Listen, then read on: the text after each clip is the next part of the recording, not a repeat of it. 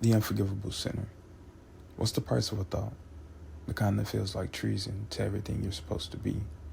The kind that makes you question, is it safe to think? The kind that questions, does this go against my humanity? I know what a fall feels like. The moment the golden child realizes the pedestal was a prison of their own making. An echo chamber they start to believe. That fracture, it has an echo, and it sounds like a name. This channel isn't for hot takes or controversy for controversy's sake. It's full of questions we're afraid to ask in the light, to one another, to ourselves. We're told a story has one ending, eternal failure. But what if it's less about a monster and more about a mirror?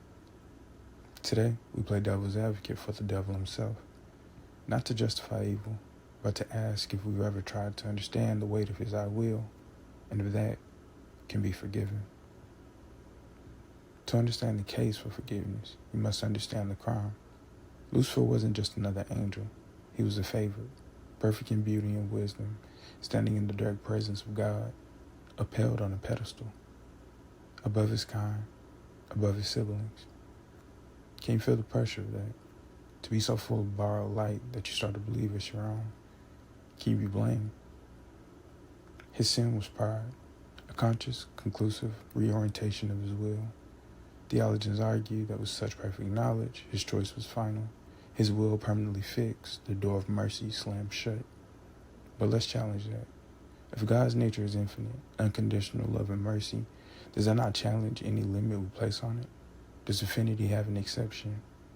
And if so, is it still infinite? We are commanded to forgive our enemies 70 times 7, a directive for limitless forgiveness. We even get the parable of the prodigal son.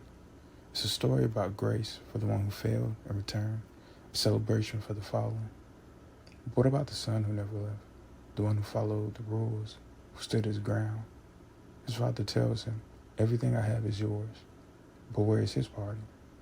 Where is the story celebrating the one who, however resentfully, stayed? Lucifer is the ultimate older brother. He didn't leave and come back. He stood his ground and made a demand.